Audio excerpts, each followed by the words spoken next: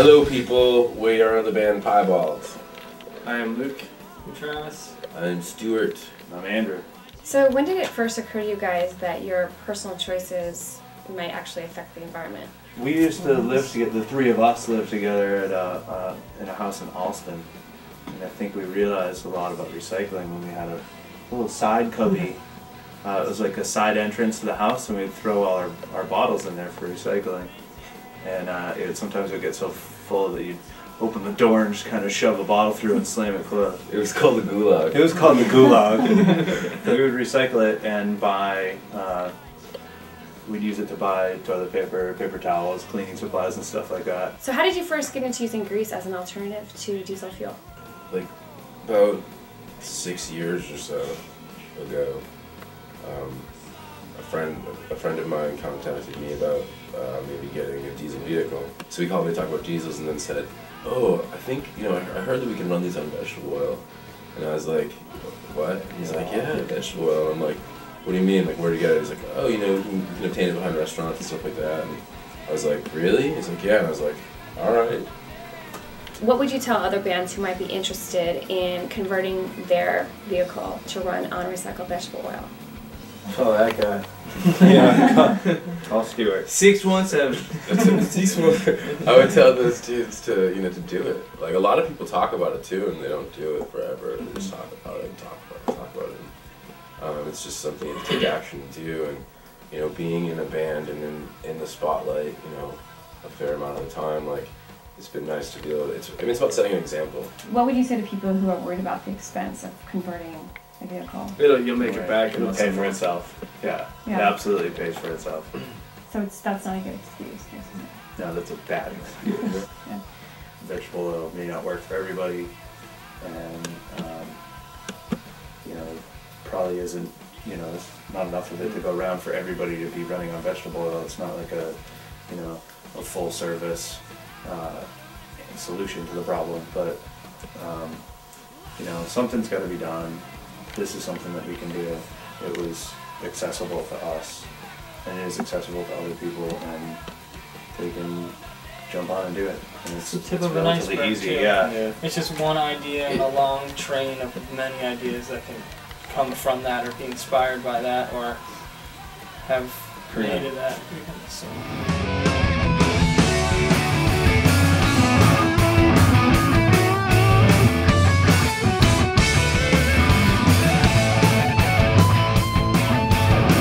When you get to the end, well then it's over, and you might always want more. Oh! One of the things that we concentrate on at Rock Renew is teaching school kids, elementary, junior high, and high school kids about the environment. When you were all in school, do you remember learning a lot about that, or was it something that you learned later on in life? I feel like recycling was invented when we were I don't think they did it before in elementary school. That's how it was pushed to us. Yeah, it's like, oh, there's a blue bucket you put stuff in? Mm-hmm. Okay, I'll do it. It's the new garbage can, I don't know. But yeah, I think they did like a lot of campaigns about like turn the water off, turn the lights off, and stuff like that. Do you think that environmental issues are something that artists in the musical community is thinking about a lot lately, or do you think it's not really on people's minds yet? I don't think it's on everyone's mind, me personally. Yeah, I think there's a lot of people that care about it in that industry, but I think that, just like the general public, like fair share of people are just like zombies going through life, not caring about really much. Underlying thought processes, those have to change too. It's kind of like people aren't just going to change their ways because something new and better for the environment has come along. It's kind of like people need it to be like cheaper than everything else, or like easier to get, or like our whole kind of who we are has to change, I think, a little bit. Even if you're playing for a small number of people versus a large number of people, you're still like out there influencing a group of people. I think people kind of flock to music and different things like that, where they also feel like it's like a part of them, like they can kind of see themselves in that too. So. What are some ways that you guys as artists can reach your fans about any of these things without force feed it to them?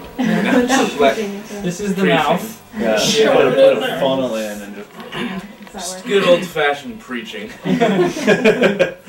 So Seems like if we just, just mentioning it, people are like, huh? You can do that?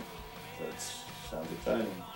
Go on our website, check it out, go to a couple of links and find out new things, Yeah, and I don't think we ever say anything along the lines of, you should do this. It's always like, we are doing this. You should be aware of it. Check it out. It's awesome. It's true. It's happening. As was mentioned before, we don't think this is the way. Like, we're not like, holy camole, we found the way, and everyone should follow this and do this. Like, that's not reality, but it is a great way to like definitely demonstrate there's an alternative way out there for anything if you pursue it. It's not like you can't always fall into the systems that are there that are easy. Look at me, and Sara sinking deep.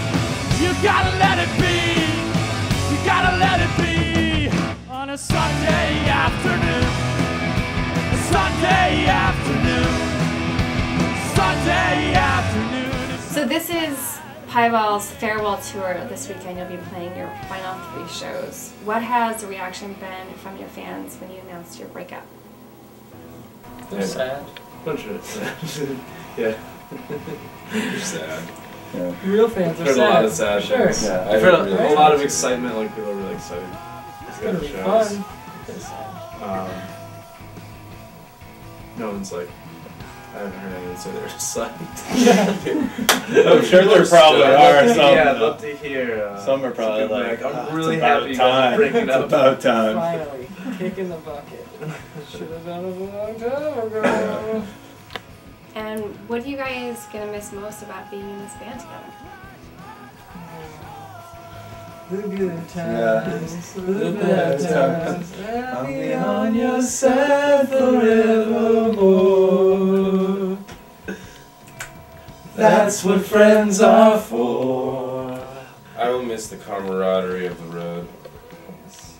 Writing songs, recording, playing live Playing shows. Just, I don't know. It's cool to look out on a sea of smiling faces and know that you had something to do with that. That's a nice feeling. That feels good. Yeah.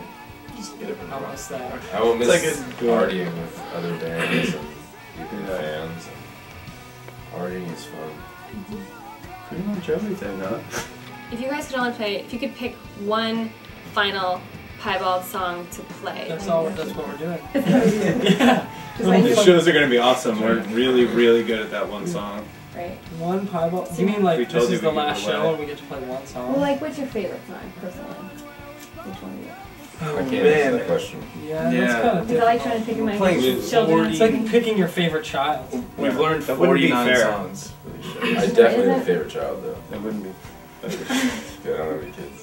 So what's the one thing you want to leave your fans with as you say goodbye to Piebald? Bye. Thank you. Yeah. Gratitude. Definitely thanks. Yes. A thank you. Yeah, that's a good one. Maybe like if I cry at the last shows, don't hold it against me. How about that? Divided side, stuck between one side of life and another. Just like a divided side, stuck between one side of life and another. Just like a divided side.